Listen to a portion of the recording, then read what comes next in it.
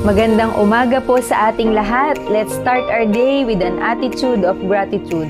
Tayo na po at lumapit sa ating Diyos ng may taus-pusong pasasalamat.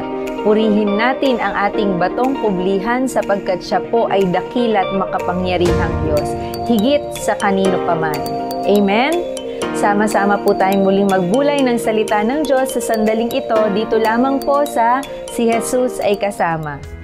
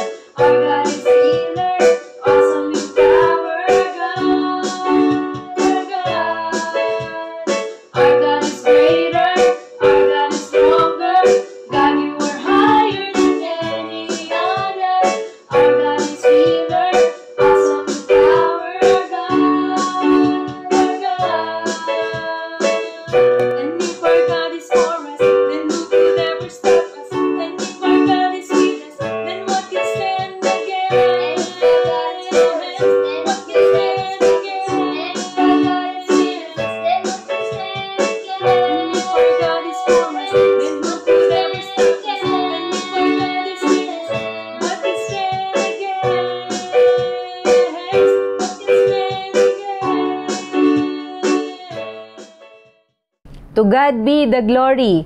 Tunay nga po na our God is greater. Our God is stronger. Our God is higher than any other. Truly, we have an awesome God.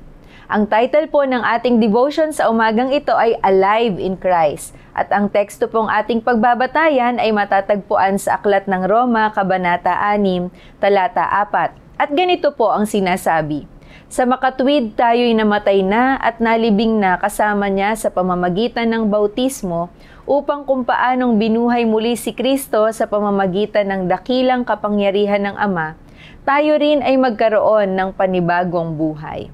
We were therefore buried with Him through baptism into death, in order that just as Christ was raised from the dead through the glory of the Father, we too may live a new life.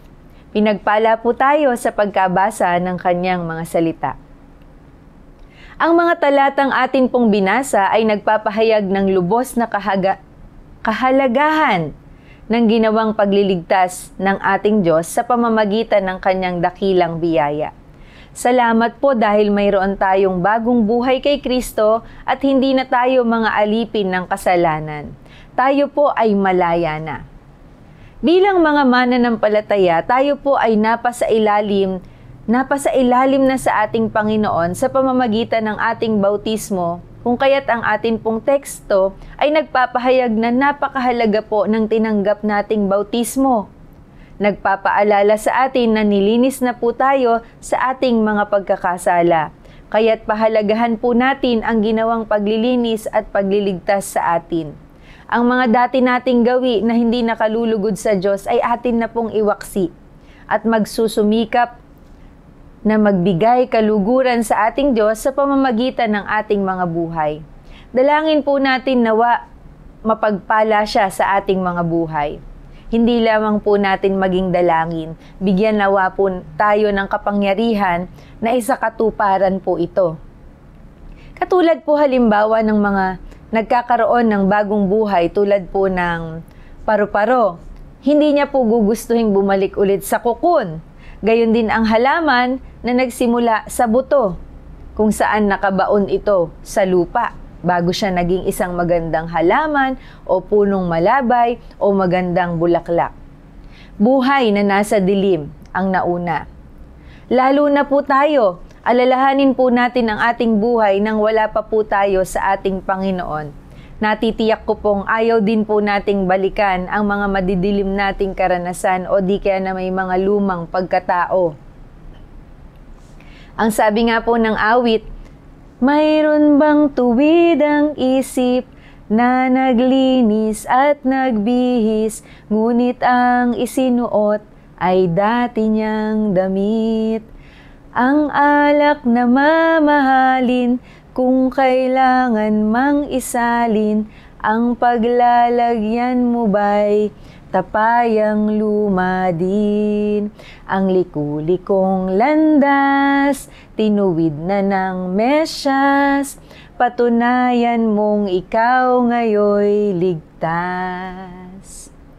Tayo po ba ay natrap o nasilo o naigapos na dati sa isang lugar o bagay o pangyayari na hindi natin gusto? Hindi po ba alam na po natin ang pakiramdam? Ayaw na po nating maulit yon. Ang gusto po natin ay kumawala mula doon. Pinaaalalahanan po tayo sa umagang ito na pinalaya na po tayo ng ating Panginoon. We are free in Jesus, we are also united with Him, and He has made us new po. Napakasarap po ng pakiramdam ng pinalaya na. Sabi po sa Roma 6:8-11, kung tayo'y namatay ng kasama ni Kristo, naniniwala tayong mabubuhay rin tayong kasama niya.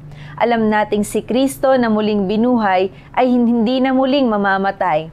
Wala nang kapangyarihan sa Kanya ang kamatayan. Nang siya'y mamatay, namatay siya ng minsanan para sa lahat ng panahon dahil sa kasalanan. At ang buhay niya ngayon ay para sa Diyos. Kaya dapat din ninyong ituring ang inyong sarili bilang patay na sa kasalanan, ngunit buhay para sa Diyos, sapagkat kayo'y nakipag-isa na kay Kristo Jesus. Hindi na po tayo kontrolado ng kasalanan at kamatayan. Si Jesus na po ang dapat nagkokontrol sa ating buhay. Siya na po ang gawin nating ruler ng ating buhay. Kung gayon po, tayo po ay tunay na dapat magbunyi. mga magulang, mga kapatid, mamuhay po tayo bilang mga taong pinalaya na. Ang atin pong buhay nawa ay nagde-demonstrate ng buhay kay Kristo dahil sa kanyang kamatayan at muling pagkabuhay. Opo, nagkakasala tayo. At sana po, ganun pa man, madali po nating makita ngayon ang mukha ng kasalanan. At magsusumikap tayong magmadali upang makaalpas sa pagkakasala. Hindi na po tayo pabibihag pa. Amen? Tayo po ay pinatatawad ng ating Diyos na mapagmahal. Ngunit hindi na po dapat ang mga kasalanan natin ang nangunguna, ang namamagnify sa ating buhay. Mamuhay po tayo ayon sa biyaya ng Diyos. Nagbubunyi dahil sa bagong buhay niyang kaloob at buhay na walang hanggan. Nais ko pong iwan ang katanungang ito sa atin sa umaga pong ito. Paano po natin mapaglilingkuran ang ating Diyos sa pamamagitan ng ating buong buhay? At paano po tayo makapagbibigay karangalan sa Kanya sa pamamagitan ng ating katawan, kilos, at kabuuan ng ating pagkatao? Tayo po'y manalangin. Aming Ama at aming Panginoon, maraming salamat po sa iyong mensahe sa umagang ito. Salamat po sa kaligtasang alay ninyo, sa buhay na walang hanggan, sa muling pagkabuhay, sa buhay na hahantong sa iyong piling matapos ang aming buhay. Salamat po, pinalaya ninyo, Panginoon, ang bawat isa sa amin na nananalig sa inyo sa kasalanan. Kung kaya't mamumuhay kami, Panginoon, hindi na po bihag ng kasalanan. Salamat pinakawalan niyo po kami sa mga trap na pinaglagyan namin dati, Panginoon. Salamat po. Tulungan po ninyo kaming lumakad, Panginoon. Taglay ang kapangyarihan ng inyong resurrection sa aming buhay. Ikaw ang mahayag sa bawat sandali. Lord, sa sandali pong ito, dinadalangin namin ang mga kapatid naming nagdi-devotion kasama namin online. Pagpalain niyo po ang kanilang mga buhay, Panginoon, ang kanilang mga sambahayan, ang kanilang mga pangangailangan. Tulungan niyo po ang bawat isa sa kahinaan. Nawa mapagtagumpayan po ng bawat isa. Ang pagmamahalan nawa sa kani-kanilang tahanan, ang mamayani, Panginoon. Ang mga pagsubok na kanilang pinagdadaanan, nawa mapagtagumpayan nila. Lord, sa sandali pong ito, nilalapit namin ang aming mga kapatid na may karamdaman. Pagalingin niyo po ang bawat isa upang patuloy na makapaglingkod sa inyo. Ang aming buhay nawa ay patuloy na maialay namin sa inyo, Panginoon, habang kami ay nabubuhay sa mundong ito. Lord, sa sandali pong ito, dinadalangin namin ang mga nagdiriwang ng kaarawan. Ibuhos niyo po ang masaganang pagpapala sa kanilang buhay at ang dalangin ng kanilang puso ay bigyan po ninyo ng katuparan ayon sa inyong kalooban. Ang mga nagdiriwang ng anniversary ng kasal, i-bless niyo po ang kanilang buhay at pagsasama. Panginoon, dinadalangin namin ang aming bansa. Pagpalain niyo po mula sa pinakamataas na pinuno, Panginoon, hanggang sa pinakamababang katungkulan. Tulungan niyo po ang bawat isa na bigyan ng karunungan sa kanilang paglilingkod sa bayan at sa iyo na humirang sa kanila. Lord, dinadalangin din namin ang iyong iglesia sa kabuuan, pagpalain po ninyo. Ang mga bansa, Panginoon, na may digmaan, may mga nawalan, mga labis na nalulungkot, Panginoon, namimighati dahil sa kanilang kalagayan. Palayain niyo po, Panginoon, ang aming mga kapatid sa dakong iyon. Tulungan at yakapin sa kanilang kalungkutan. Ang lahat po ng ito, Panginoon, ay aming dinadalangin sa tanging pangalan ni Jesus na aming Panginoon at tagapagligtas. Amen. Muli po, happy birthday po sa lahat ng may birthday ngayong araw na ito at happy anniversary po sa mga nagdiriwang ng kasal. Pagpalain po kayo ng ating Diyos. At mga kapatid, kung tayo po ay napagpala sa ating morning devotion, malaya po tayong i-share sa ating mga friends o kaya itag ang ating mga kaibigan. Kaya muli, magandang umaga po sa ating lahat. Ito po si Deaconess Abby na nagsasabing kapag si Jesus ay kasama, buhay nating masaya at puno ng pag-asa. See you again next Thursday!